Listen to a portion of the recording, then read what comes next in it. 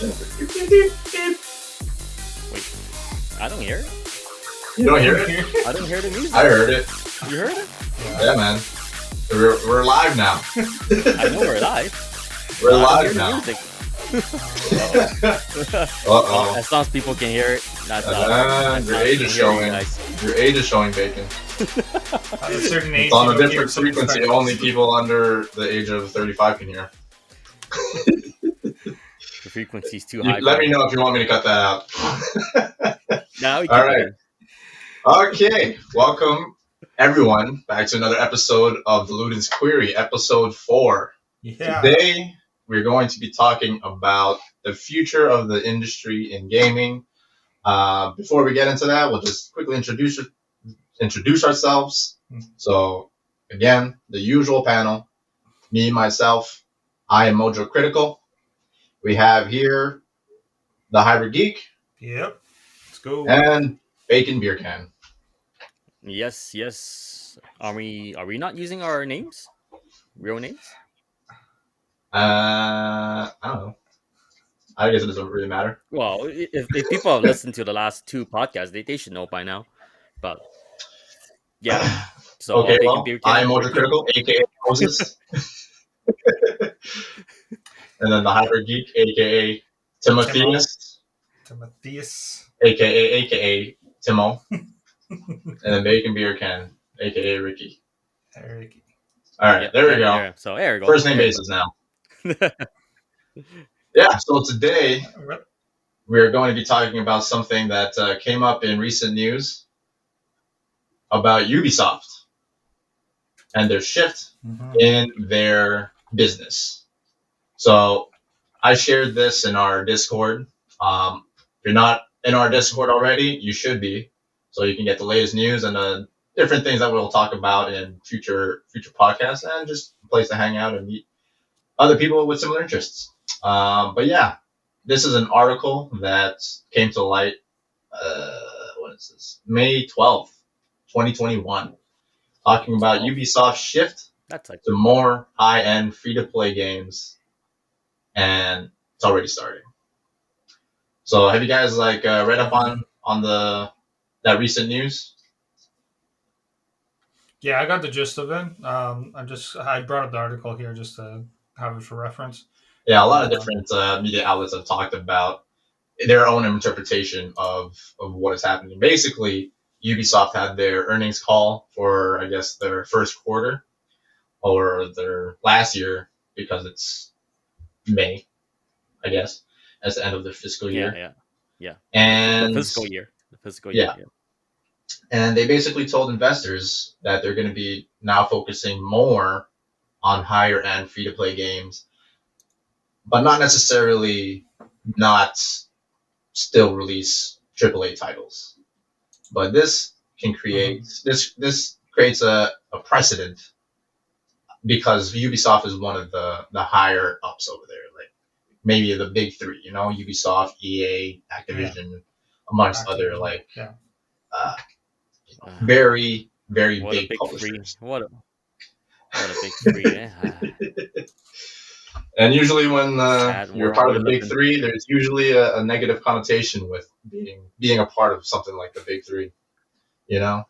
In Canada, we have the big 3 telecommunication companies, Rogers, Bell, and Telus, and no one really likes them, but they got the monopoly. They're all trash. And then in America, they have their own telecommunication companies or whatever, AT&T, Giants, yeah. Yeah, Verizon. I don't know. I'm not American. And I don't know. T-Mobile. I don't know. But yeah, big 3 in gaming. Well, yeah. So when one of the big families do something, it definitely causes an influence in the future of the gaming industry. I mean, look at what we have now. Right? With mobile gaming and microtransactions. But yeah, we'll get into that. So what are your thoughts on basically the gist of what we're talking about right now? I think for when it comes to Ubisoft, I think it's a good shift for them. In certain ways, they have certain IPs that has been a staple that they release every year. We have Assassin's Creed. They release it every year or two, and that's their kind of Call of Duty kind of thing, and they just kind of release it all the time.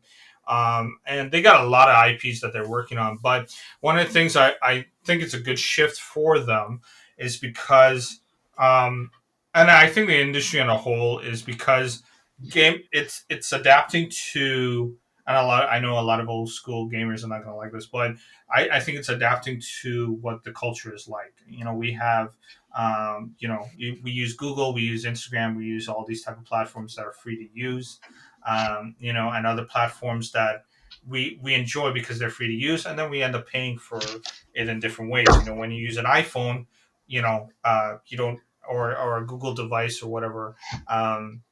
You're getting that the features free, the apps are free, but you're paying it on the phone side, you're paying it on the subscription side, and that business model has affected a lot of different things in the last couple of years. So I think for Ubisoft as a business decision, I'm not talking just as gamers, we can get into that afterwards, but as a business decision, I think it's a good move for them because therefore, imagine. I'm not necessarily sure they will do this with Assassin's Creed, but having an Assassin's Creed that is a live service and is free to play brings more players to your player base. That's just how it is, right? And then obviously you have the people, and we talked about this in our last podcast about how you have the whales that end up, paying into it, and the people that are consistent with buying into the game of their choice. And the reason why I think they've seen this kind of success with their mobile Assassin's Creed game. So I think going on, like one of the games that they announced in this service call, this business meeting, was the Division. And I think it's a great game to start off with as a free to play game. You already have the good solid player base off of Division and Division 2. So having it free to play, like honestly, I enjoyed that game. So to have it free, and I already have it, but to have it free to play, I think increases your matchmaking, increases player base to just have more things involved in the game. So I think it's a good business sense, business decision. Right. So from what I'm taking All from right. what you're saying, you're seeing it more from a perspective of business and how it's good for Yes. business. And well, what about as a gamer? I'll let Ricky go on that one. For context Are here, you for expecting context here, something? Are you the expecting hybrid geek. something from me? I saw your face. I mean, I was looking at your face, Ricky, when you're kind of wincing when when Timo here was talking about how it's good business wise, and I can understand. Obviously, from a business perspective, it's their earnings call, and they want to, make Yeah. their investors happy, their shareholders happy. Um, but that's a different perspective, of course, than from the player's Yeah. perspective, right? The players are not going to really care about the business side of it as much. But yeah. So for context here, Hybrid Geek over here is the entrepreneur of the group in the Ludens Query. So of course, his perspective is Yeah. business focused. He's got dollar signs for eyes. Yeah. So that is the Those glasses, context that's what of he which sees he through his speaks. glasses. So Yeah. just for an understanding of where he's coming from. But now we have a player here, not an entrepreneur, who's about to speak, and we got BaconBeercan taking the floor. I know he's got Honestly, some things to say. well, honestly, I can understand and even agree to a certain degree with Timo there about their decisions. It makes sense. It makes sense, right? Because you like for a game like Division, I totally agree that they should go with a service type of direction, right? Because Mm-hmm. it, like you said, it can attract more players. They can help build the player base, and in turn, the player they benefit from it because they have more people to play with. It keeps the game alive. Yeah. So in that sense, I agree with him almost 100%. Mm-hmm. Well, nothing's 100%, but almost. So that's for I guess mostly multiplayer games, and that's fine, right? And if they have to monetize it, I'm okay with it as long as it's only cosmetic stuff, like cosmetic related items. Yeah. If it's related to actual gameplay and they monetize it, Yeah. then down in the trash it goes. It Yeah. it has no rights being an actual game. Yeah. But okay, so Yeah. that's for multiplayer game. But Mhm. for stuff like Assassin's Creed, this is why I was wincing when you mentioned Assassin's Creed and service Mm. based game. For Assassin's Creed, it's mostly a single player narrative driven game, right? So I Yeah. felt like those games they have a really specific theme they want to get across to the Mhm. point you can almost say like in that instance that game should be considered an art form. Even though I don't like Assassin's Creed, I think they're trash, Mhm. Yeah. but it can still be considered an art form. So Yes. when you're presenting an art piece, it doesn't feel right to um to sell it as a service. It should be just a complete Mhm. piece. People purchase it Yeah. and you get the full experience. And Yeah. like you don't Mhm. buy a book and you have to pay extra for the cover or for extra pages or for the author's comment. That makes no sense. Yeah, You yeah, buy yeah. it, you buy the whole Yeah. thing, Yeah. right? Yeah. You watch a movie and it's like Mhm. you don't pay extra for the credits. You don't pay extra to see the actor in different outfits. No, man. Once you pay the price, you get the whole thing. Yeah. That is the whole Right. art Mhm. form. That's the art piece. That's the whole thing. So I feel like that the same thing should apply for all single player games or narrative Mhm. driven games. So Right. that's where I draw the line. Yeah. Yeah. Yeah. Like so for games like Assassin's Creed or Mass Effect, what other IPs do they have? Dragon Age, like any No, single Mass Effect player is narrative EA. driven games. Ubisoft, they have Far Cry, Assassin's Creed. Oh, I'm thinking of Um, Bioware. Never mind, they're all trash, anyways. I'm lumping them all together. yeah, like Ubisoft So has those Ubisoft like their has staple single player, Far Assassin's Cry, Creed. What else? Assassin's What else have Creed. they made? Far Cry. Oh, okay. I'm pretty sure they Far have Cry like is the actually Tom not Clancy. bad, Is but this yeah, Tom even then, Clancy?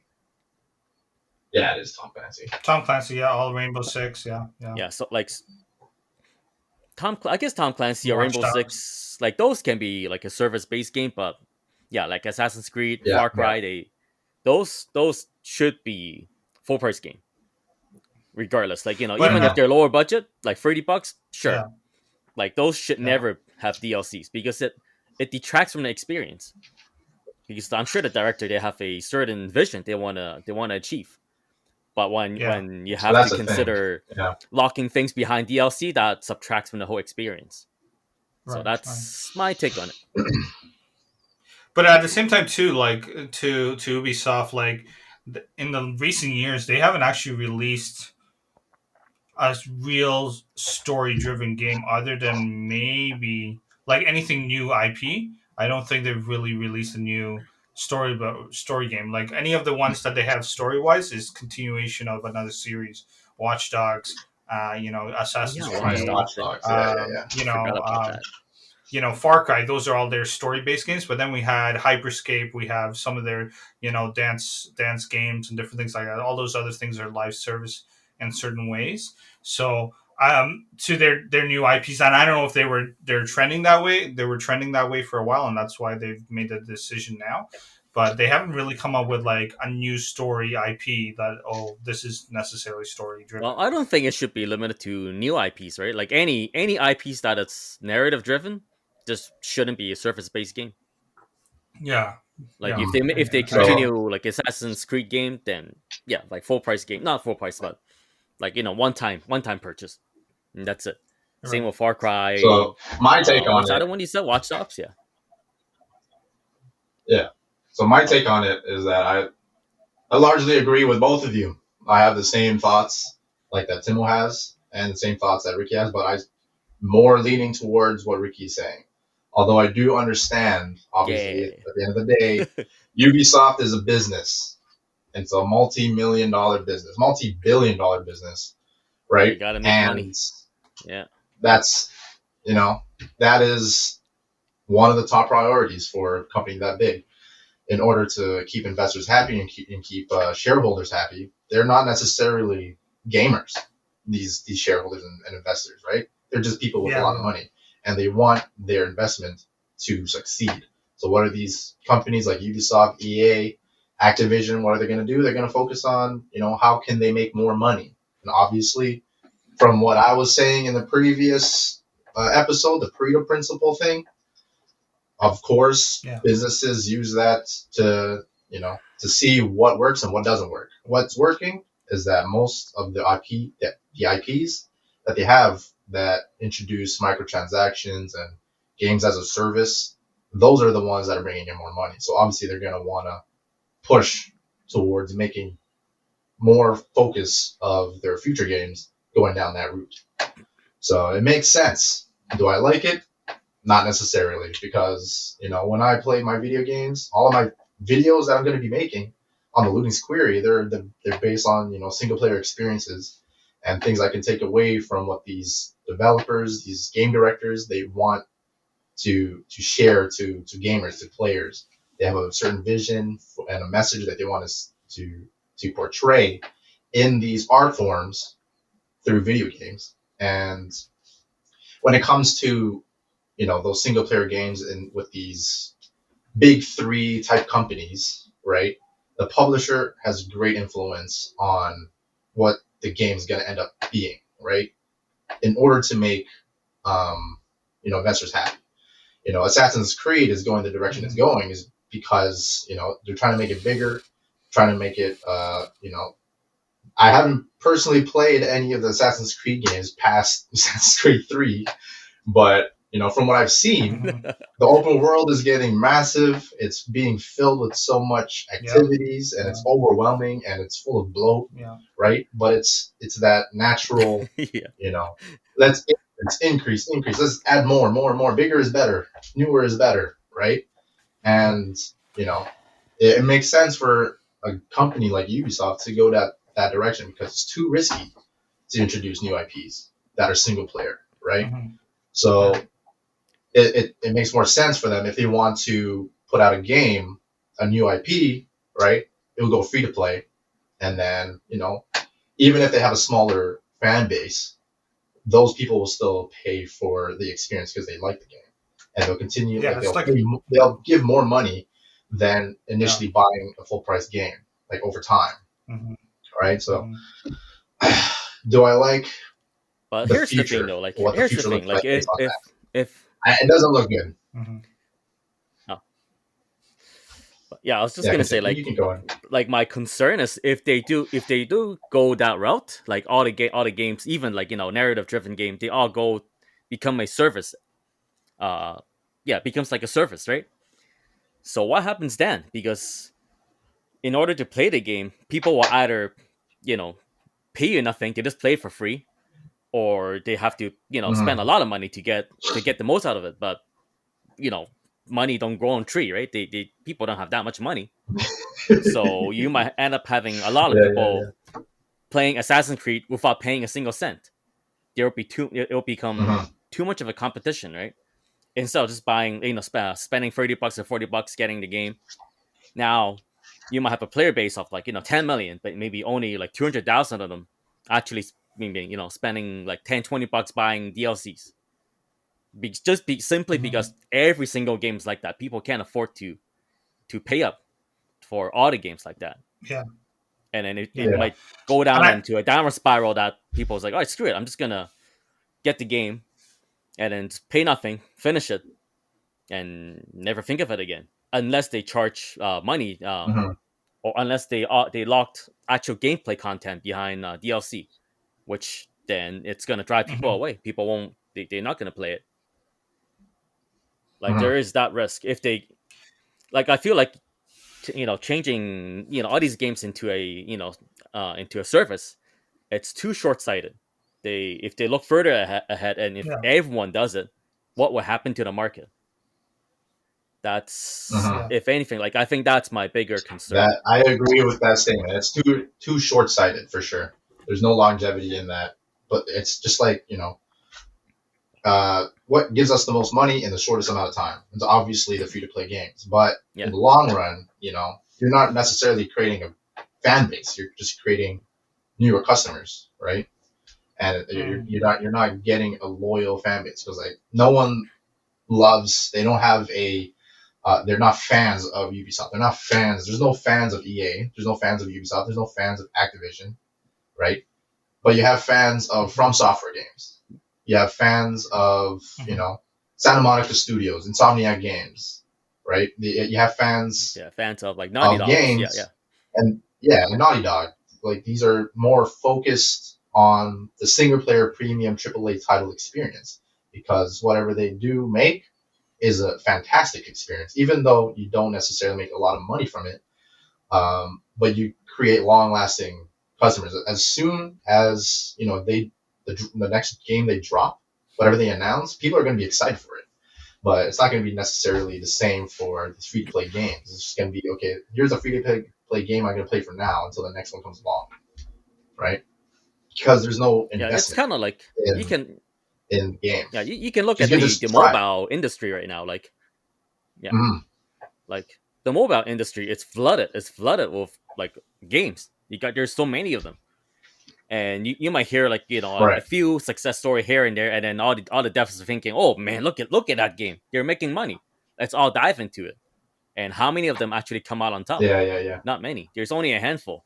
It's only a handful. So like Mhm. all these other devs who are trying to turn their games into a service, I feel like they're not thinking things through. Like they're not looking in long term. Like in short term, like sure, like maybe their name Yeah, can carry them, but in the long term, like can they? Well, is this type of game plan, is this gonna work out? That I am not too sure. yeah. Mhm. I think the danger is like we got to look at what are the downsides to free to play. And one of the things that you guys are already saying is like I don't think you can do a story driven single player game as live service, right? Or free to play. It just doesn't make sense. People are burning through the story. And that's it, right? There's nothing extra to pay for, even if it's cosmetics or whatever. You're not really playing that story again.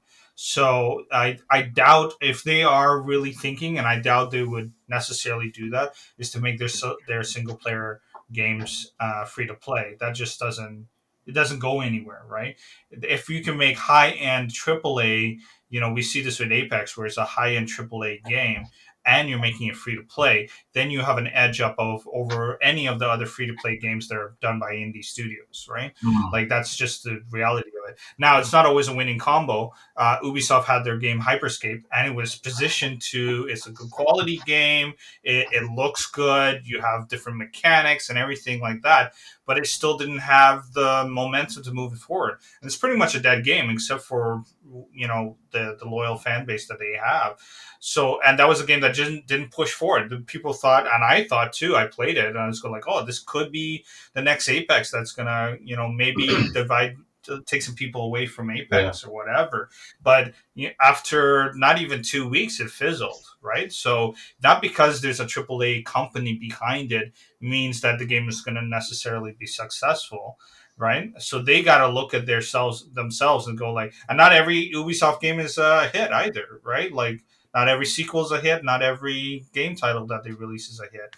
So they got to do that. They have to have some sobriety with that, with saying, hey, if we're going to release this free to play game, they can't just crank it out just because they want to, right? They got to put some effort into it, and they realized this even with Assassin's Creed, where they thought this was a cash cow, and they just kept on releasing Assassin's Creed after Assassin's Creed, and then they realized that their player base started to drop off because they're not spending the time to invest. So they stopped. They literally said, "Hey, you know what? We're not going to do release one every year. We're going to really think through it." And they came out with Origins, and then they thought again, and they came out with the Greece one, right? So I think they've learned enough over the years, hopefully, to say, "Hey, we're not Yeah. just gonna to bank on players and just say that players are going to just come and play just because it's free to play." So there's the danger. As much as I said earlier that free to play is a good business decision, doesn't mean that you just necessarily crank out whatever you want to crank out and think gamers are just going to flock to it because it's free, right? So there's the game quality still has to be there. The game still Yeah. has to have something tangible for people to say, "Hey, this is unique. This is fresh. This is." I felt like you got the devs have put in work into this for it to succeed.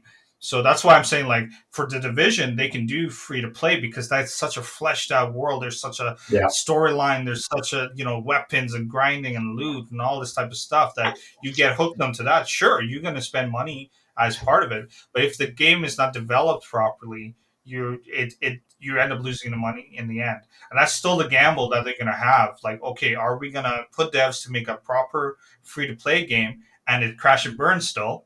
right? Because that's still the gamble. Or Yep. we're gonna put it into the single player IP and really think that it's gonna succeed in that way, right? Because not every player is a multiplayer person, right? We do have a lot of young people that like to play multiplayers, but then there's young people that don't want to play that as well, right? Every gamer is different, every play style is different, right? So you can't always bank as much as free to play is a good platform to go with. It only works in a multiplayer setting, so you can't abandon your other types of gameplay. So the way I see it is that it's really based on trends. Like they don't have like Ubisoft is not a company that will have a strong vision. They're just going to be focused on what makes the most money, right? But like what I said Yeah, before, you yeah, have other studios. They have their vision. Um, like yeah. just all the They ones just that hop I've on said one of already. just yeah, just hop on From bandwagons, Software, right? yeah, and that's that. Like you brought up Apex Legends, but why was that successful? Mm-hmm. It's because of their previous games that they've made, or the previous game, Titanfall 2. That was a great experience of a game. Like they had a very solid single player game, and their multiplayer was very well polished, and they have that experience. And like it wasn't an EA game necessarily. It was just they just so happened to be the publisher that Respawn took on to make sure that this game came out. But it's Right. really a Respawn game, Yeah.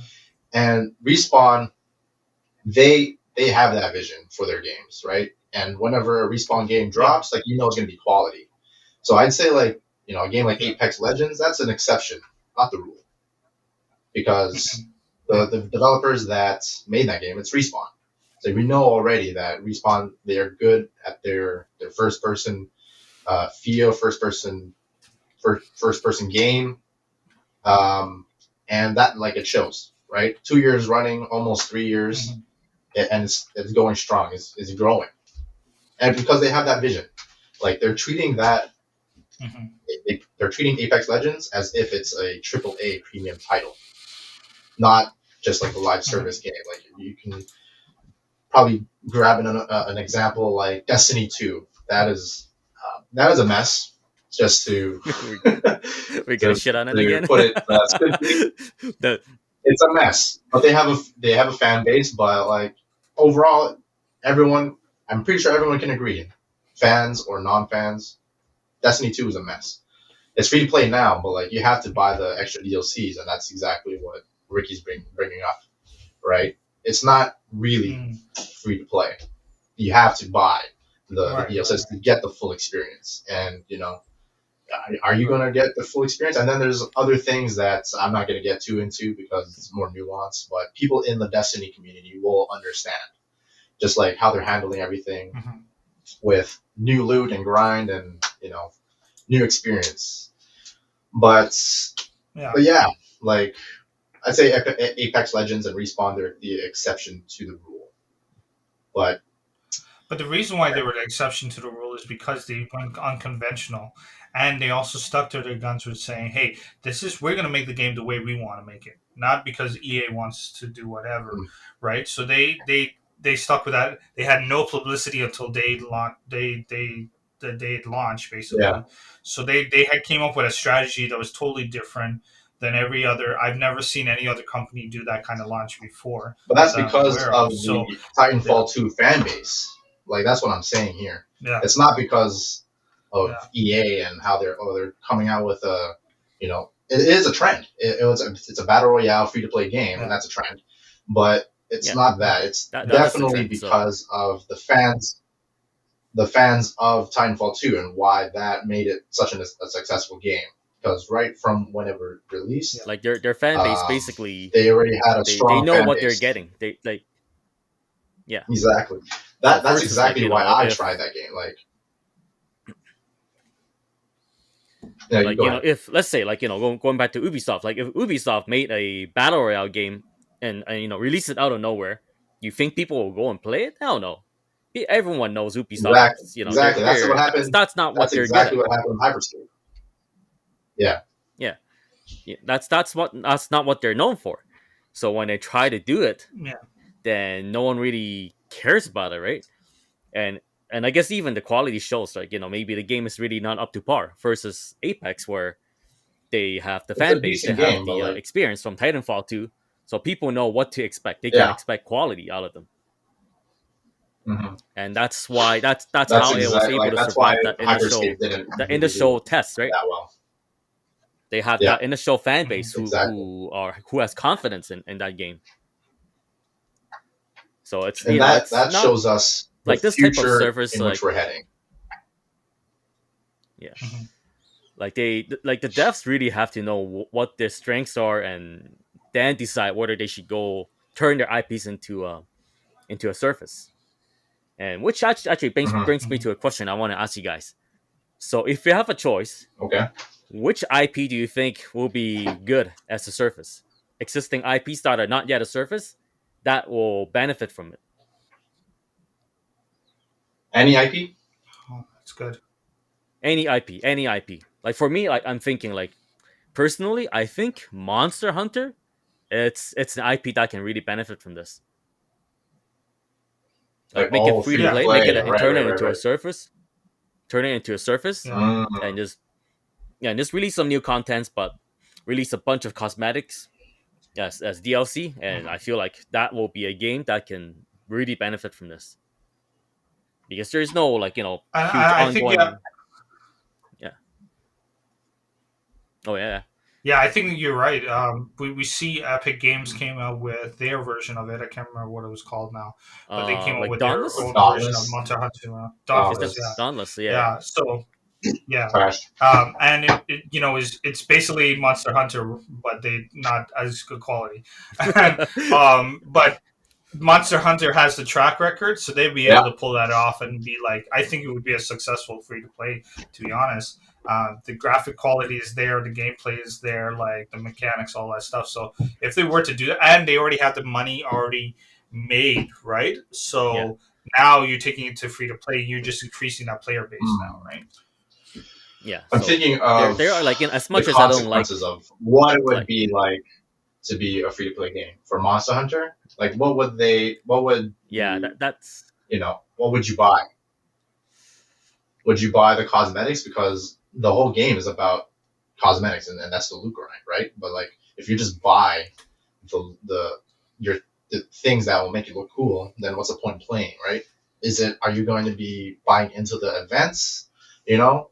And right now, they've already created a precedent and an expectation that Monster Hunter games, you buy the initial price, you buy the entry fee, if you will, and every single yep, thing and they afterwards just is keep going to be releasing free. content. Yeah. They've already set that expectation.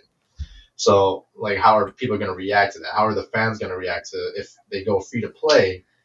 And let's say, for example, they have to put out Elder Dragons, and like they have the Elder Dragon DLC. Like, after you pay like 10, 15, $20, you get these, access to 8 Elder Dragons, right? How does that cut into the player base? Because you're going to have people that haven't bought the DLC, and you have the people that have. So, is it better? So It I has feel like potential, the but only thing there's they can, it has consequences potential. to Like that the decision. only thing they can like, I feel like the only thing they can really monetize on, it's cosmetics. Like they have you see, even right now they have like a lot of emotes, a lot of different, like, creative character options you can add on.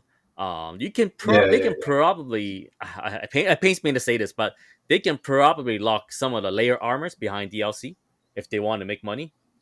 yeah. So that's a route Right, they right. can go, because a lot of people use layer armors, um, especially if you want That's if true. you It's want an true. optimal build. Your Mhm. your armor is gonna look all out of whack. So most people, they just end up using Yeah, layered yeah, armors. So yeah. if they do that, That is they can true. go That is really true. creative and add a bunch of different layer armors. And I'm sure people will eat it up. I would. I know I would. They could also do XP boosts. They could probably do stuff like that where, if because correct me if I'm wrong, but there would be certain things that you gotta have a certain amount of XP to unlock in the game, wouldn't it? No, not really. Like I can remember. No, you just Monster I get it don't Hunter, from think hunts, right? XP you just get it boost from or the things hunt. like that, they shouldn't be tied. Well, if it is free to play, then that's a thing, right? That actually reminds me It's of kind of like Warframe, right? uh, Like, other recent news. Yeah, yeah, yeah. But like, it's not necessarily a um, great business model, right? It's like, there's this recent news about, I think it's Amazon's new game, like Amazon, the website. They have their own studio now, Okay. or they're trying to come out oh with their Yeah. boy, own game. They have a game called New oh no, World. You guys know about this? No, this nope, first I'm hearing about it. never So heard of it. I'm terrified. I'm gonna read something. I should have like highlighted this before. It might take a little bit, maybe like 5 minutes to read through, but we'll just edit it out 5 minutes. just to get to the Okay. the meat and potatoes. But Uh, this is well, from while, the while you're studio looking for it, director. oh, okay, you're No, gonna I have it here. I have it okay. here. So Oh, you have this it? is Okay, coming I'll from the go for it. studio director of this game called New World that is being made by Amazon's gaming studio, and it's an alpha right now, and it caused a lot of controversy on Twitter. They got ratioed pretty Oh hard, no, and a okay. lot of a lot of like media outlets and a lot of YouTubers, like gaming YouTubers, said their piece about it, and obviously they don't agree with the direction that they're going in. So this is what it says. New I'm World. sure the YouTuber says Some soon shit. questions have Okay, all come right, up let's see. Some questions have come up recently from our alpha patch notes discussing an in-game storefront. Our plan in having a store is to create an outlet for players who find enough value in store items that they are happy to purchase them. Our plan is not and never will be to create a feeling that store items are necessary to enjoy the game. All players will be able to play the full game experience we ship without having to make store purchases. All store items at launch will be exclusively cosmetic in nature. We are introducing the storefront in alpha in order to test these items and their value. No selections in the store or their indicated costs. During testing, there is no real cost in any case, is final. Our purpose is quality assurance and gathering player feedback, so please share your thoughts once the system is introduced. The testing audience will see each type of Okay. item we are considering and have an opportunity to provide feedback before they are introduced to the live game. Looking towards the future, we will also test ideas on how to offer players quality of life items or mechanics like rested XP and fast travel, both obtainable in game and purchasable in the store. The timing of release for these types of items will depend on how players progress in the months after launch. The more players who are able to experience all of our exciting end game content and game modes, the healthier the overall game experience will be for all players. Our goal with all items of any type is that they not offer an advantage that imbalances the game. We understand that this line is based on player interpretation, so we ask for your patience while we test in alpha and listen to your feedback.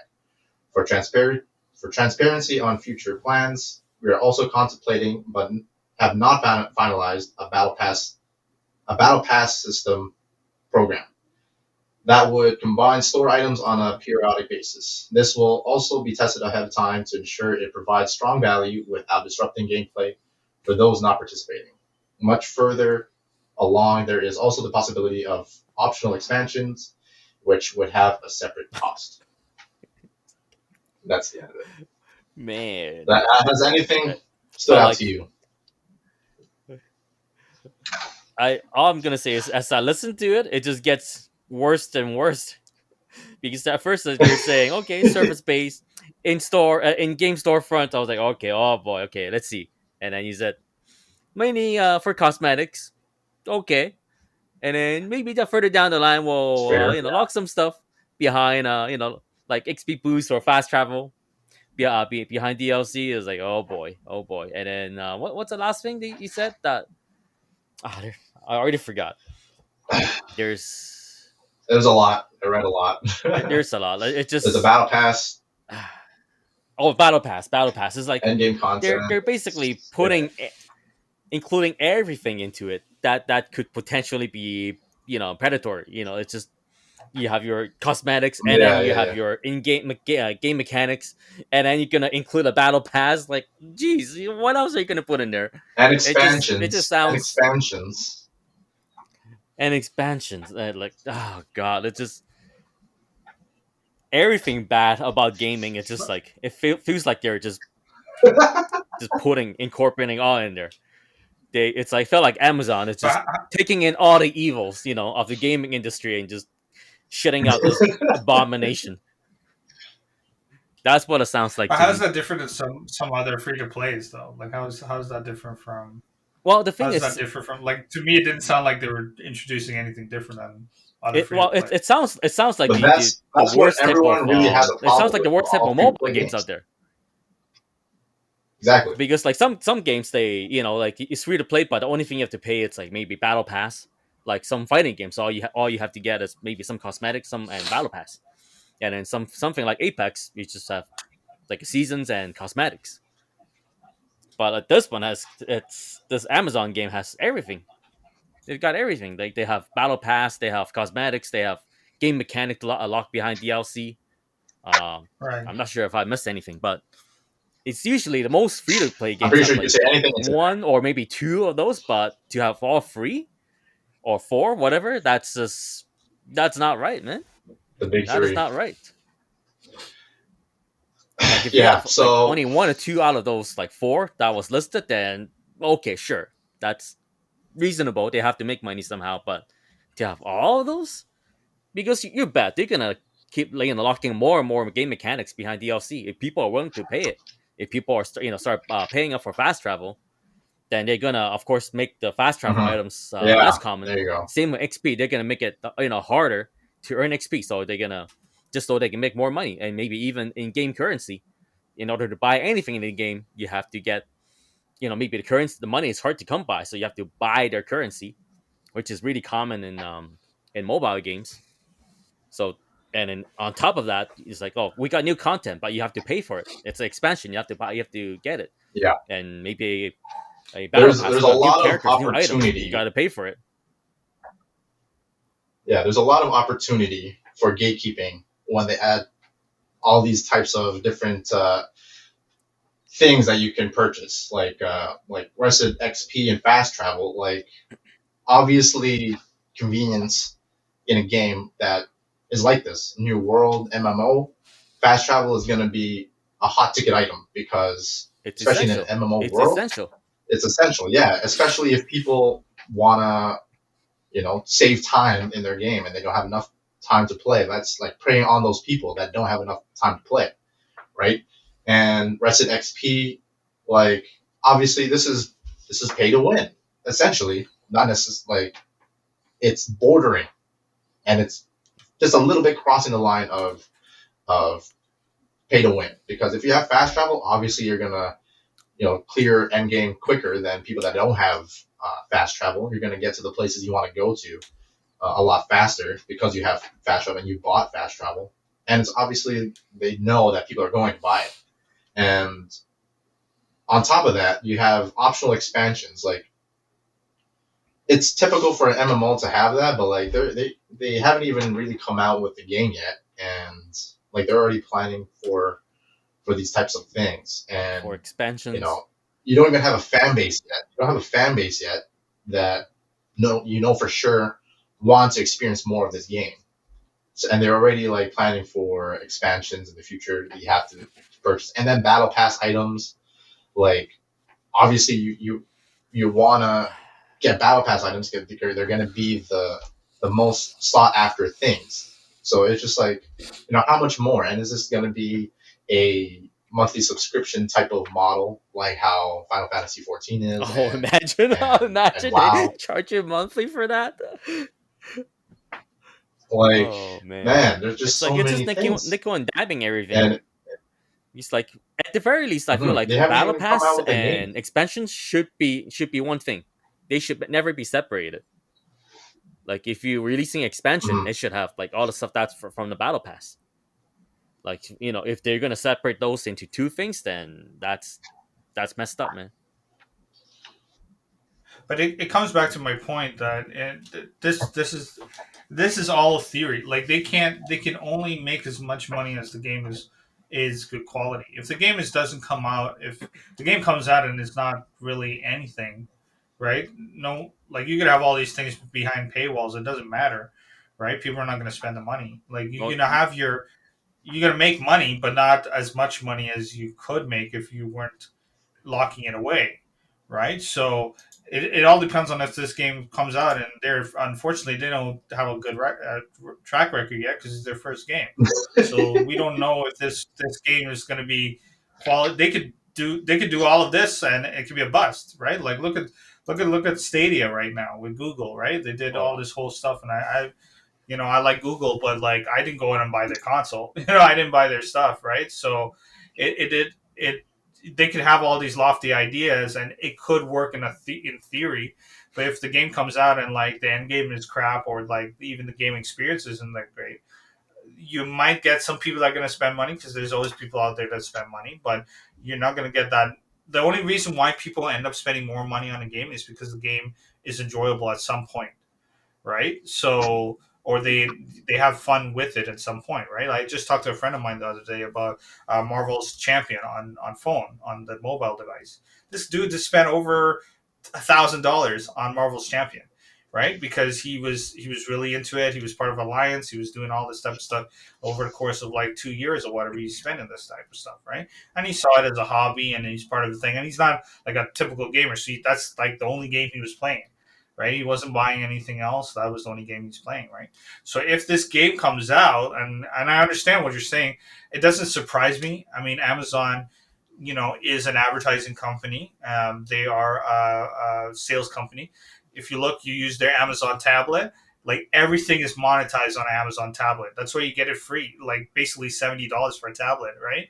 Like everything else is monetized on. You can't use books. You can't do anything like unless you buy into it, right? That's why you play Amazon Prime, all this stuff. So if this game is good quality and it is good, like enjoyable to play, they will make the money from it because they are the kings at doing subscription based and money making advertising in their games. Like I mean, in their products. So, but it all boils down to if the game is good. that's the thing, right? It Like you doesn't even said, matter if the if game the is game is like good the in game the has to first be place. really damn good because like if the game is just like decent, I expect this game to flop because if they go through all the stuff they're planning on implementing, then well, good luck to them, man. Because I don't see how regular gamers will buy into it when there are better options out there. Like the That's the game thing either has to be about really this good or whole it's game. really unique. I don't even think that if it is even the best game that's going to come out in recent years or in the future, like anybody will play it because of the precedent they have set with this message and the plans that they have with this game. Like this shows this is coming from the studio director. This shows the vision that they have for the game. They don't even trust that their own game is going to be great because they have to add in all these monetization features to the game. Like they have to add in all of this because they don't trust that their fan base is gonna pay just for the cosmetics. They like it just shows the cards that they have in their hand. Like it just shows the Like vision they have for it, and it just screams greed to me right now.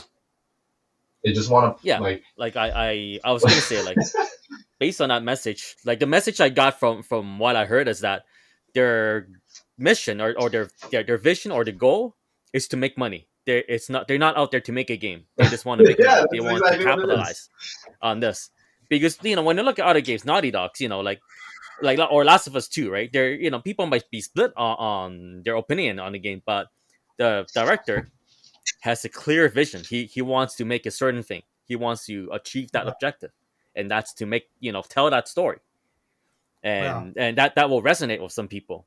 Whereas in this case, it just sounds like Amazon or the dev is just saying our mission is to drain your wallet, and that is our mission and nothing else.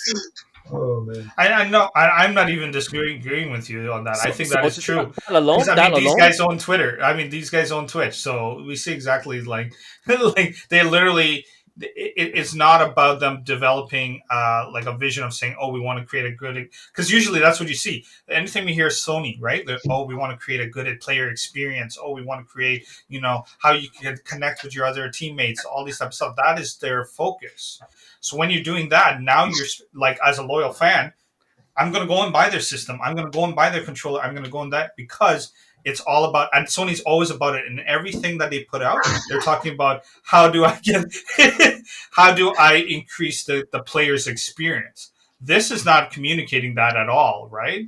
This is communicating basically they're a glorified mobile game. That's basically what it is, right? Like it's not increase, it's not making a fan base. It's not making people interested in the story. It's not like nothing is really pushing towards that, and I think that is a bad precedent for video game companies. They will make money, but they won't.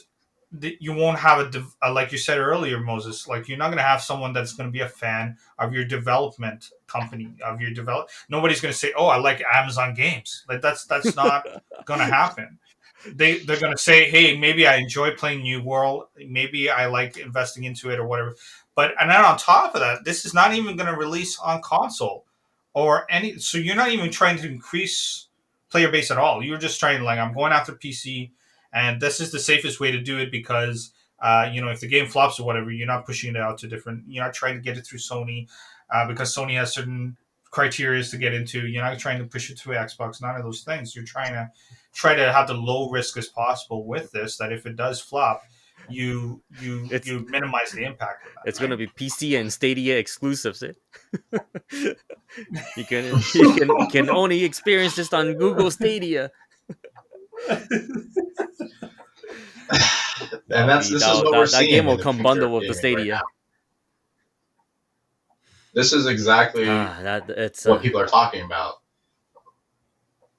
Like the free to play game it's a scary future, man. It's a scary style, the future. Like free to play game route is what we're seeing now, and Ubisoft is it seems to be like they're not going to be the pioneers of this, but like obviously they're gonna now take that first step and be public about, okay, we're not going to be focusing on these premium titles anymore. We're gonna definitely focus more of our attention, more of our investments and our energy and our resources into making more free to play premium games. And yeah, like like there's a it just chance comes back they might to, normalize this trend. yeah, like That's when But I but think about if more people, more not people, more publishers, and they come out with more free to play games, like I'm seeing a future of just like what we're seeing on mobile devices now. Like you go into your Play Store or the Apple Store, and you just scroll through all the games. like Like there's just no it's just personality to the games. like It's just an yeah, like arcade of 99% games, and there's of them are no just like shovelware. It's just out there yeah, to make exactly, a quick buck. bloatware. Just generic, short sighted, no vision, no, you know, just like a I don't even know how to put it. It's Just yeah, just like no passion, no nothing. It's very just short sighted. it's soulless. Yeah, Like all those there's games are no soulless. personality. Exactly.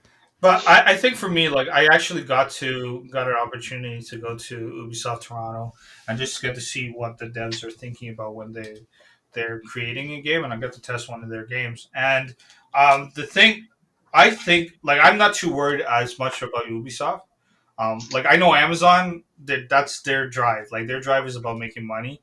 Ubisoft is kind of in the middle of that, where it's like, okay, they want to still create a experience for gamers. So I think for me, I'm not as worried about Ubisoft in that way. But I do agree. Like I think, and to be honest, when I heard the news, like when you posted it in the Discord, I was actually okay. Yeah, that makes sense. Like I think that's a good way for them to move forward with. And I don't think it's necessarily a bad thing because of where like if you look at Gen Z and just like where the kids gamers are going, that's going to make sense because it's getting more and more difficult to say, oh, especially in Canada, you're going to pay $100 for a game. Like it's more like I haven't bought a game since Jedi Fallen Order, and that's just because of the $100 price tag, right? I'm always like, okay, am I really interested in this game to spend $100 in it? Because I don't I don't want to pay $100 and I play for a week or 2 weeks or whatever, and then I put it to the side. Like I don't have that ability to do that as much, right? So unless I really like that game, like I know God of War is coming out, I know Horizon Zero Dawn, like I know these guys are coming out. Yeah, I'm gonna definitely gonna spend that money, but it's gonna get harder and harder because of the price of consoles, the price of doing certain things in video games. The prices are going up as much as us as gamers we don't like it. That's just the economy, just the way things are going. That's going to be continue. So for companies like Activision, Ubisoft, and EA to insulate themselves, they're going to go this free to play route, and that's just unfortunately how the economics and how gaming is going.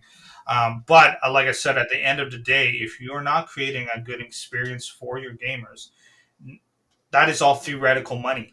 That's not money that's going to actually be made if you're not creating a proper experience for your gamers.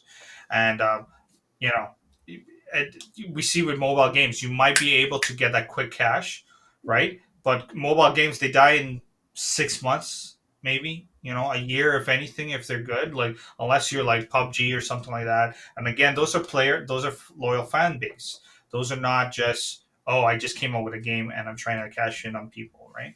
So I think that they got it. They're on thin ice if they're just trying to grabbing on the cash value that's there without creating good experience for your game. Well, that's So why I'm here's a saying question: do that. you think games are worth that $100 price tag? Like, do you think it should be cheaper? Is it fair, or do you think that it should be more based on the Depends on the game, experience and the because time that you put in? here's my take on it. Here's my take on it. Like a game, depending on a game, right? So let's say God of War or Last of Us. That game alone is like what 20, 30 hours long, right? Uh, So if you compare it to a movie, you go to the theater, you pay $20 to get in, you watch movie is like 2 hours long, $20. So if you right. times that by five, that's 10 hours. So if you equate that to a game, to let's say Last of Us 2, that's like 20 hours, not $100. There, that's how you're getting twice as much from basically five movies. Yeah, yeah. Uh-huh. So in I that paid. sense, I like people complaining about, oh yeah, $100 for a game is too much, but when you compare that to what you can get from similar medium, that price tag I think is reasonable. I don't Mhm. see anything wrong with that.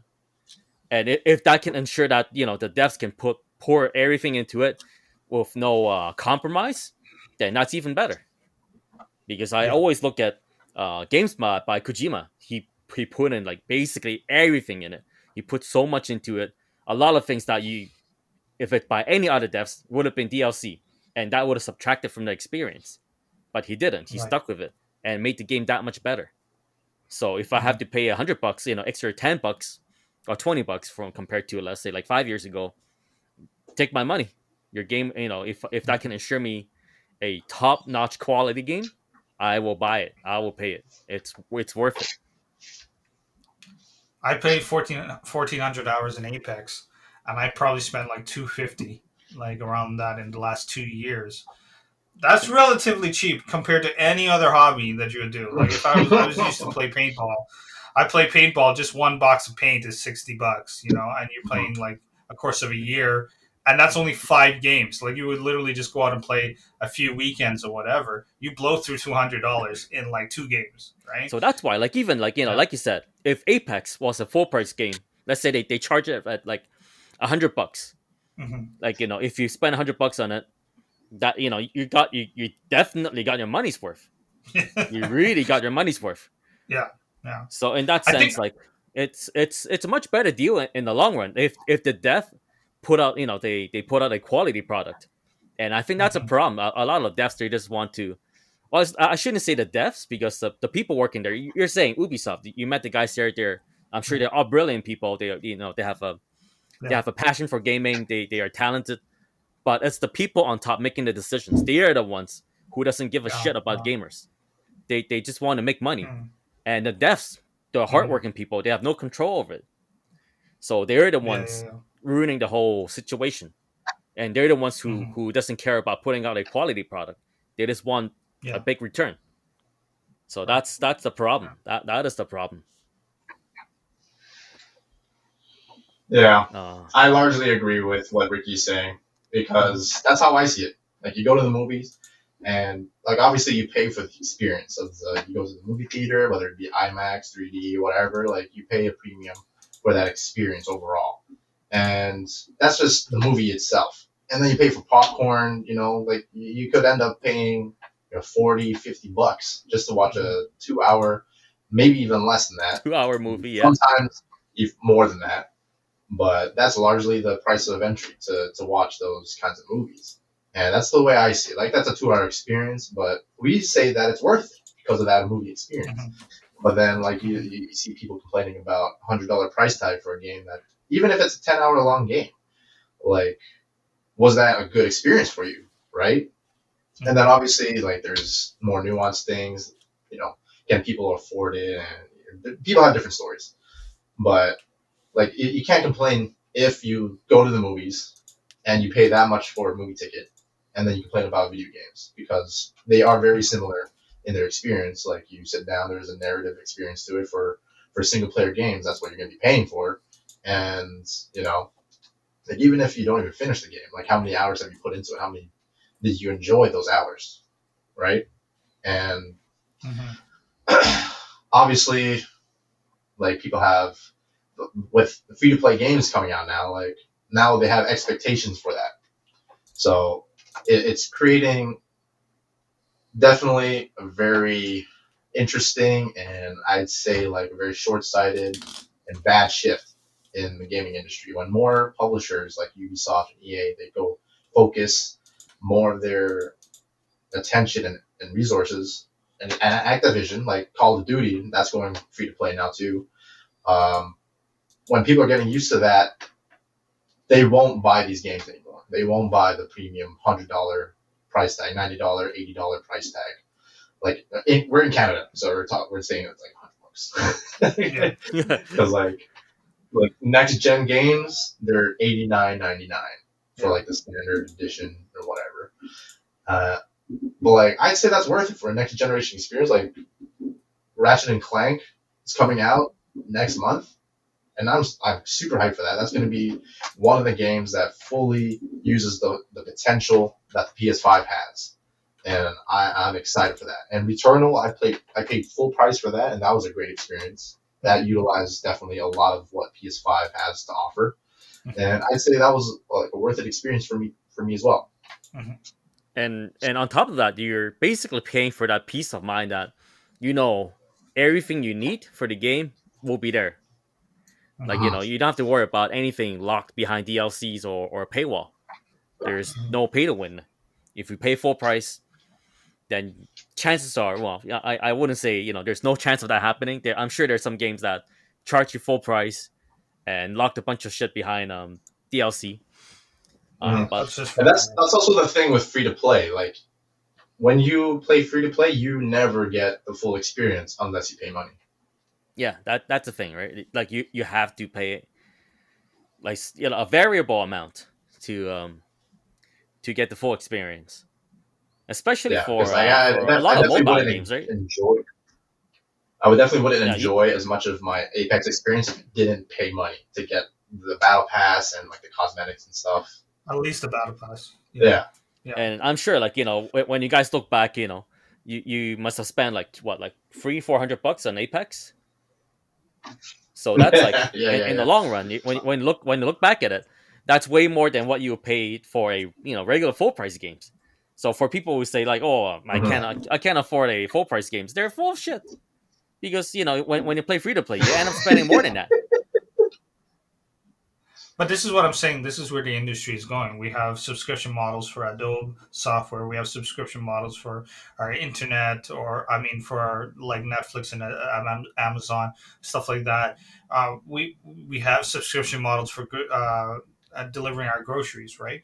So Uber Eats has a subscription model. So that's where the industry is going, and that is the norm industry wise, Yeah, because of where our economics is, right? Like because the average person can't necessarily, and whether we can get into semantics of it, but whether you're managing your money or not, like making enough money at your job doesn't necessarily equate to having enough money for rent, right? So if you say, okay, well, you know what, I'm going to spend $15, was it 13 something for a battle pass for 3 months, so I could play this Apex game because that's the only thing I can afford right now while I'm trying to pay rent and my groceries. That is doable, and unfortunately, it's just because of the economics of things. It's not necessarily, um, you know, I think back in the day, you had your Nintendos and everything like that. Like you bought a game and it was what it would have been at a time, 40, $50 maybe. No, No, do you not remember? uh, NES or I'm not as SNES? old as you, Ricky. I'm not Yeah. as old as Okay. All right. Okay. So let me shed some light on you guys. Back I always then, got them muted, so I don't. On back whippersnappers. then, a SNES or a Genesis cartridge, it could cost up to 90 to $100, and that's like what 30 years ago. Back then, Back then, inflation. So the games prices cost hasn't really changed that. games. Games If cost anything, they less. cost more back It then. costs They less cost now. more back then. If anything, during the PS2 and PS3 era, the prices for games went way down. Now it's like they're Yeah. jacking it back up. But games back then for NES, SNES era, they are hella expensive. Mm, That's why like as mm, like for me as a kid, like I have to really like choose my games properly because I only got one yeah. shot. I only get one shot per Yep. year to get a good game. Yeah. And I think that's why devs back then I think we're made back at that. I guess so. So I think this is why like devs they more than any time they have to be careful and be more passionate about their games because games are getting expensive. People can't afford that many games. So Hmm. obviously you're gonna choose the best that's for them, right? So if you're just keep Yeah. releasing mediocre trash, then you're not gonna go anywhere. You're not gonna build any Yeah. you're not gonna build any fan base, which goes back to Yeah. I think you were saying earlier how going with a service or free to play model, the chances are you're not gonna build that fan base, right? So that is really short sighted because if you don't build that fan base, Hmm. when you release a Yeah. new game, no one's gonna care and your Hmm. company is going to fold. Yeah. That is really short sighted, Yeah. and that's a problem with Yeah. this free to play models because Mm, you're not building mhm. that fan base. You're not building that customer base. Because, like business. One of the biggest objective is building that customer base. How do you do that? You have to Yeah. be nice to them. You have to release quality product. If you Yeah. give them half-ass stuff, Yeah. then they're not Yeah. going to come back. You want return customers. That is the No. thing. Yeah. Exactly. You don't want one-time Yeah. customers. Return customers. And that's You what want return customers. these publishers they're not seeing. Mhm. Yeah. Yeah. Hopefully they have the sense to do that where they're not focusing on the quick buck or that one time thing. Because if you're just focusing on the one time thing, then that fizzles out. That's not you're not developing like you said. You're not developing your player base, and you just it you could it could be see people see the lucrative side of it, and that's because the guys who have done it before, they created a fan base or whatever. But you can't just jump on the wave. It's like doing a TikTok video just because everybody's on the wave of doing it. If you're not developing your people, your fan base either, then it doesn't matter if you're doing the hottest trend. It doesn't matter, right? Yeah. Like it does. People are not going to watch it. Like People are not people are going to. smarter than this. Like, Yeah. like sure, there's a lot of dumb people out there, but a lot of them they can see through your BS, right? Like Yeah. it's if you're not being genuine, then it's easy to see through it. It's really easy Yeah. to see through it, and then people will just lose interest in your stuff. Yeah. Yeah. But I like your point where you're saying even with the $100 values or the full price games, if they you got to be putting in the work for these games because like you're saying, like the average kid is not going to be able to afford multiple. It's back to the point where the average kid is not going to be able to afford more than one game. Maybe they get one enough money for a birthday money for a game, and they got their parents bought them a game or something like that, right? Yeah. So it's either they got to put in their investments into their game, and release good quality products. Otherwise, you could charge full price or you could charge a free to play, and you're still not going to make the money. Yeah. And I think that's the end of the day. I think that's the real deal at the end of the day. Developers and publishers have to realize that not don't exploit gamers just because gamers spend money on it. Don't exploit them. because that is the problem nowadays, because the gamers and the nerds were the basement crawlers, the people that were in the basement, and or they lived with their parents for a while, whatever. That used to be the persona of it. That used to be the persona. Ricky's waving his head. But that used to be the persona of what public perception of a gamer used to be. That has changed in the recent years, and because of that, these investors and all this stuff see us as cash cows, but they don't realize that's not how gamers roll. Like, you can't just go and exploit gamers just because you feel like they're going to spend money on your games. You still got to put out quality products, otherwise you still fizzle and not do anything. And even more so, especially in today's age where information is so like readily available. Yeah. Like, unlike back then, like, back in SNES days, when you see a game in like in a store, you don't know what type of game it is. You don't know if it's good or not. But in like now, you're just gonna go on YouTube, type in the name of that game, there would be like like 20, 30 reviews, like trashing on the game. As soon as you see that, the kid is like, he's gonna know, like, all right, I better not touch this game. Everyone hates it. Yeah. Like, he wants to be a cool kid, so he wants to play the cool games. So if your game or it's trash, then they're not gonna touch it, whether it be free or not. So like you said, at the end of the day, quality is everything. You have to release a quality game. Yeah. And don't treat your customer like shit. It's interesting to think about how the next generation of gamers, like the kids that are pre-teens, teenagers, even like from 5 to 12. What games are they playing? It's very different from Fortnite. the experiences that we have. They're just playing Fortnite. Exactly, and when I think about like what type of game I would have played if those types of games were out back then, like what we have now, free to play. You just play this game for free, and like you can just spend hours and hours and hours on it, and you don't have to pay a cent, right? Like, that would be the best situation for me as a kid. And obviously, these companies know that, so they know that a lot of their player base is going to be kids because of Fortnite, and like you see it in the art direction. A lot of free to play games that are going to be coming out, they have that cartoony look, right? And even that, like, I see the future of games and I don't like it. I don't like the way it's going. I'm a Sony fanboy, right? I grew up on Sony games. I love Sony games now, and like, they just produce quality games. That's exactly what we're talking about here. Any Sony-backed game, like, I've already got interested in. I already got some type of investment in it. It's like, is this going to be good? Is it going to be good enough for me to play? And I can trust that, like, it'll be worth my while most of the time. Like with Returnal, that was a great game. Oh, man, it's like, speaking of like kids and Fortnite, like this whole system, it's making me worried that all these kids, I guess some of them they are already there, but some of these kids might grow up to be really toxic because it kind of encourage that type of mentality where the whole point of playing the game is to one up the other. Because I keep hearing stories about how kids in school, they're getting bullied because they either don't play Fortnite, or if they do, they're getting bullied because they don't have good costumes. So this all started with like probably a few rich kids and playing Fortnite.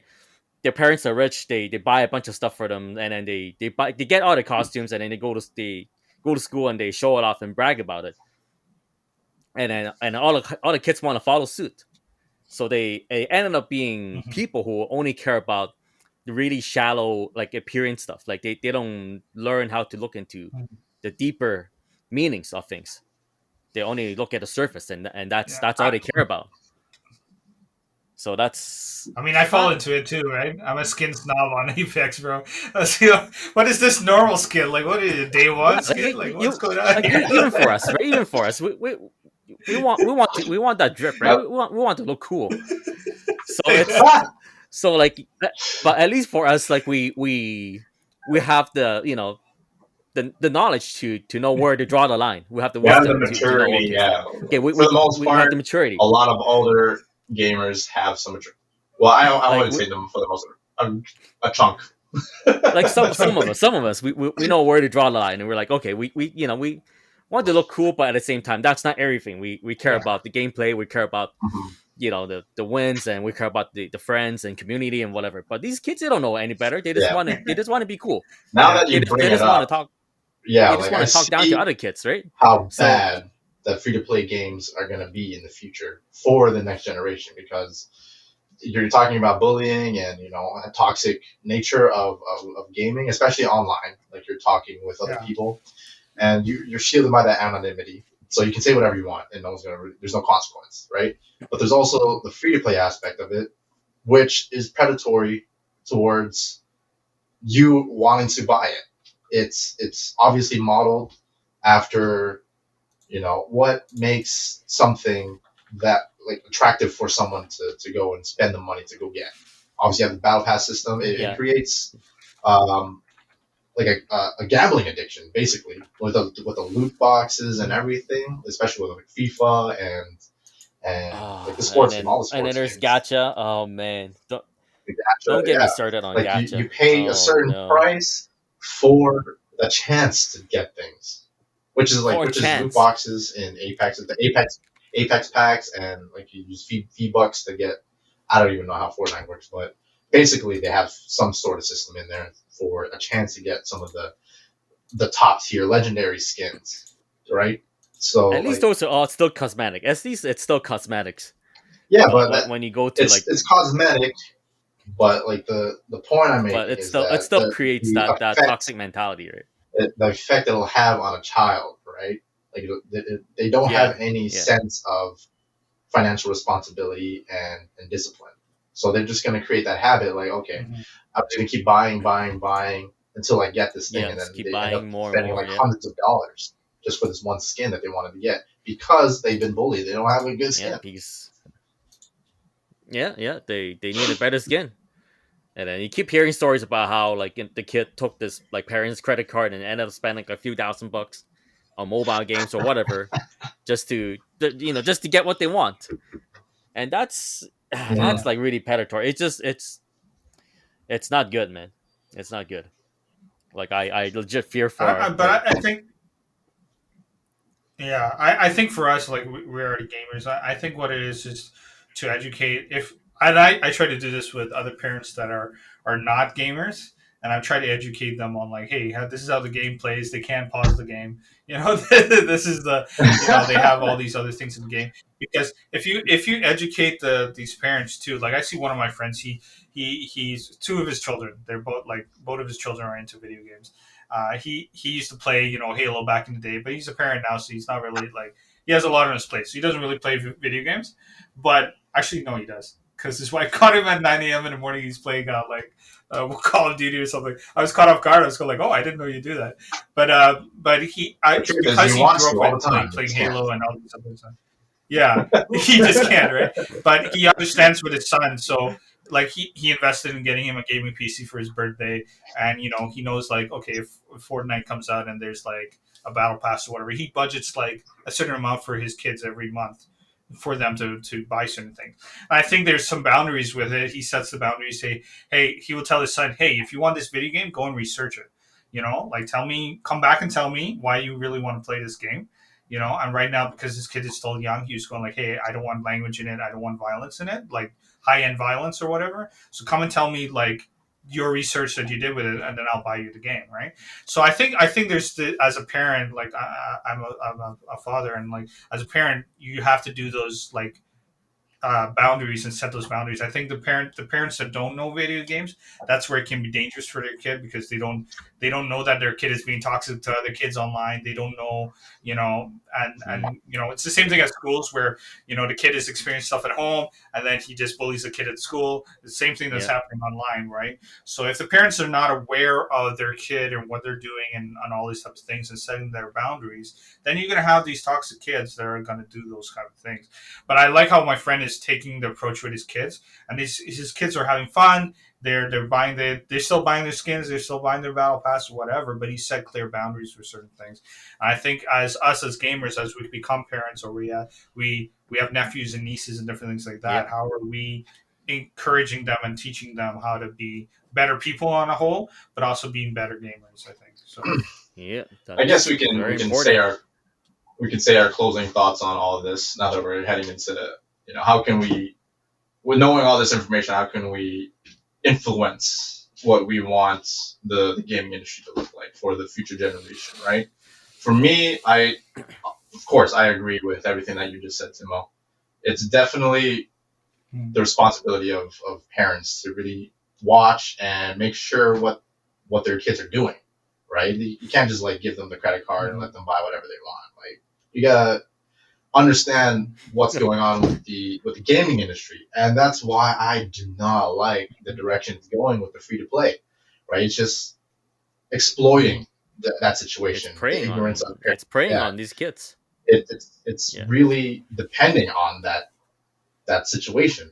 Ignorant parents not knowing what their kids are going to be doing with their games, and hoping that these kids become gambling addicts because they want them to keep buying these packs, right? And that's why I don't like Yeah. that aspect of it. Like their vision for it is get rich quick. How can we make a quick buck in a short amount of time? Like we have a year, we have the quarter coming up. How much money can we make in these 3 months? Let's release a battle pass every month so that we make sure that people buy it and get the cosmetic events out there, make people spend more money. Like that's the vision that people are having, or that developers are having, the studios are having with the free to play model. But like making a premium game and making people buy the extra stuff instead of having them from the very beginning make sure that they come out with a quality game, right? A quality game that they have a message that they want to tell. They have a story that they want to tell, and it could have people at the end of the day become better people, right? That's like all the games Yeah. I love and I want to talk about. Those are I take things from those games and I try to apply it to my life. I can't get those types of things from free to play titles, man. Like of course there's a time and place for them, but like if every single game is gonna be free to play, I don't want to. I don't want to be playing like if every single game in the future is going to be free to play. I'm not a gamer anymore. You know, why would I do that? That's not how I enjoy my video games. And it's sad, right? When you think that like It's sad. these Yeah. publishers are going that direction of free to play, there really is no benefit for humans. They're not thinking Well, there's no about benefits the for Ludens. consumer. They're thinking about exactly. There's no benefit. Yeah, exactly for Ludens. Their their vision it's isn't yeah. for It's how can we provide a good product to these people, to our customers, to our loyal fan base. It's how can we make our shareholders satisfied with the amount of money that we make. That's like the kind of message I get when I hear about publishers going in those directions. So I understand why publishers are going that direction. I very much disagree with their their plan and their vision for what they want to do in the future. And I'm always for developers making premium titles, premium AAA titles for people to enjoy and to learn from and to experience and to dive into a new world for them to explore. And that's my take on all of yeah. Like the this. the way I look at it. Yeah. I guess for me to to wrap it up for my end. Like if I had a choice, free to play model can burn to the ground. I don't want it. Like if I'm a dev, make a game that I'm proud of, that and I feel confident that I that people will pay full price for it. If I'm a dev, that's what I should be striving for. Make a game that I can be proud of, that I think people will be willing to pay upfront for it. Mhm. Because yeah, I guess that's pretty much it. That's what you should strive for. Yeah. Don't go. My thoughts are like don't totally disagree with you guys or totally agree with you guys. I think you know my thoughts on it is like I think this is where the economically this is where the industry is going. So I think for people, the industry, the developers to jump ahead of it and say this is where we're going with it. If they're, I think it's a good move for them. I think, but with the caveat of if you're a AAA studio, then release a AAA game. You know, like you're saying, Rick, like put in the effort for that, because then that will show on the other side, on the money side. And then the other thing would be, you know, we still need releases of good storylines. We still need releases of good content like that. And if, as gamers, I think if we are upset at where these AAA guys are going, is to maybe invest our money more into indie games. You know, where you know, if they're telling the stories that we want to hear, then we invest into them more. Right? It's almost just like investing in the small businesses versus the bigger business. You know, instead of going to Loblaws for groceries, let me go to the local grocery store, like the smaller ones, right? So I think that's where we got to put our money, where our mouth, where our money is. Like you know, saying, hey, if we don't like these type of things, then let's invest in the guys that Yeah, are doing the right support the other things ones. in gaming Because industry. Yeah, actually, yeah, so like I being think that's where yeah, we gotta. Yeah, I think that's where we got to go if we don't want this industry to go in a certain way. And you know, us as gamers, we cry like cry, not cry wolf, but we get upset about every little thing. Sometimes, you know, we thought DLC was going to crash all the gamings back in, like, you know, the early 2000s. We I thought, mean, you we're know, seeing the effects of it uh, now. Yeah, yeah, yeah. it's Look, evolved the DLC back into this then, free to play BS. it's evolved to It's this. going in Yeah. a downwards direction. yeah. It's not getting But any I feel better. like gamers, we have enough of a voice to push back on certain things. We saw the debacle with EA Games and Battlefront. So, you know, we have certain times where we can really rally and say, hey, this is not, we're not going to pay for this. We're not going to go for this. And I think as gamers, we need to, put our money, you know, in the areas where the developers are doing the right things. So if it's the indie video gamers that are doing, the indie developers are doing that, then let's put our money there. Second, if it's the AAA guys are doing stuff that we find abhorrent, and we find that their business practices, then don't put the money there. And then on the other side is, like I said, with the human beings, and with the younger generation, teaching them how to not be toxic, how to be better people on a practical standpoint, so that they're not using these cosmetics and free to play stuff as incentives to bully others. And that yeah, that's the thing about Well I forgot said. to Well say said. this. Like that's the thing I kind of don't like about free to play games is that they I feels like they are selling the game using bells and whistles rather than the actual game. That's that's Mm-hmm. the image I'm getting from these free to play games. They're relying too much on the Like cosmetics or bells you and can't whistles to expect attract people. quality. Yeah. Yeah, Yeah. That's why I say like that Apex Legends is the it's not exception, not necessarily the true all rule. the time, but that's just what I'm getting from it. Yeah. Well, Yeah. anyways, Sorry, Mo. Yeah, that's what I was saying with What's Apex your take on it? Legends. Apex Legends is a unique free to play game in that it has that premium title, like you would buy this game, but it's free to play, and they have the Mm-hmm. lore and everything's well thought out. Team behind it actually puts out a very great title overall, and I have not seen any other free to play Mm-hmm. game do something that Apex Legends has been doing. And I think yeah, if I free think to play Warframe did. games are going, well, Warframe is good. Yeah, that's actually pretty good. That's a good point. But like in Yeah, recent but Okay. they years, they start as like indie. Yeah. Ubisoft, Oh, I see them making more AAA titles, more like Apex as opposed to Warframe, right? And That's what they tried to Yeah. do with Hyperscape. But if and with recent trends like Apex Legends, it's the more recent game. Of course, like Warframe, they have their fan base and everything, and it evolved over time. Their free to play model. It's not perfect, but it's a good free to play game. And I think that's another game that's a exception to the rule as well. Uh, like those are just the standout games amongst thousands of games that are free to play that are trash. But Yeah. if Yeah, it's Ubisoft all is going trash. to go the direction of AAA free to play, they have to learn from games like Apex Legends. Like that's the type of if this is going to be the future and this is going to be the future for a while, at least make it to the same quality as Apex Legends. But from what I've seen so far, not Yeah. no developer has made a free to play game on the same tier as Apex Legends.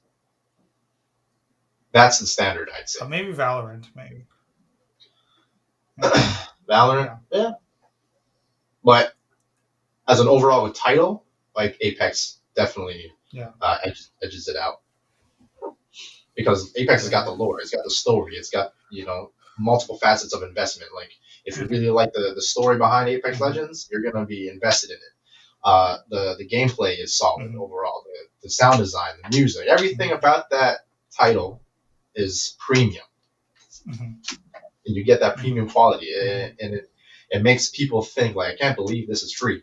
That's the type of reaction you should be going for AAA free to play type. I cannot believe this is free. Like it has to be like too good to be free type of feeling. Yeah. And that is my final thought For sure. on this. For the second time. Any yeah. Any more final thoughts? Final thoughts, the real one? No. Final thoughts. I think we've discussed it. Final thoughts, I take think two. that's it. Final. Yeah. Actually, I wouldn't mind seeing fighting games going to free to, or some of them at least going the free to play route. Some of the if you're like a new IP, you kind of want to attract people, because I guess for like niche genre, that's something they can try. Although I don't know, I'm a little torn on that. I'm a little torn on that. Ubisoft has their free to play Brawlhalla, I think it's called, and that's their Smash Bros kind of variant game, They do have a and it fan does base, pretty well. So yeah. So that is true. But So that has been for like a more niche genre, I guess that's a way to attract people. I've never tried that. Maybe I should try it. But then again, once you make one that's free to play, then you can't go back. Because let's say if Capcom made a Street Fighter that's free to play, and then the next one they go back to being full price, then people will be pissed. Yeah. You've set the precedence already.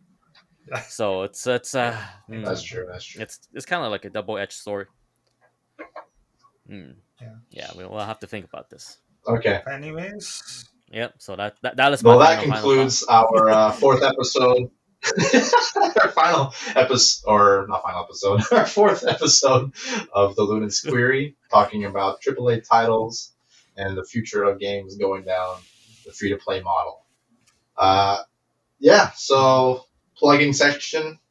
I guess I'll start. This has been MojoCritical. Yeah. I stream regularly. You can follow me on twitch.tv/MojoCritical. I'm also on Instagram by the same name, and Twitter at the MojoCritical. And of course, not like. This isn't, this might be on YouTube. I probably should do that. Like and subscribe to the Ludens Query YouTube channel. We have lots of different videos from myself, TheHybridGeek, and BaconBeercan. That's all. That's my plug. Yeah. Mine, you can get me at TheHybridGeek on Instagram. I post daily video game content on there. I also stream on Twitch at TheHybridGeek Mondays, Wednesdays, and Fridays at 11 p.m. Eastern time. And so you can always find me on Instagram. I got all different types of forms of content on there. So check us out in there. And like Mojo said, we also have the YouTube channel. Oh, okay. That's it And for me. me, so for me, Bacon Beer Can. So I stream on Twitch on a regular basis. So you can find me on twitch.tv/Bacon Beer Can. You can also find me on Instagram under Bacon Beer Can as well. I post a lot of random pictures of my collection, so go check it out. And that is it. Flexes.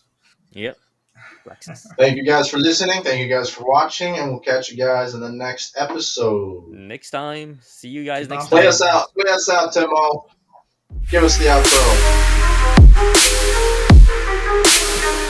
Oh, okay. Keep playing, everybody. Keep playing.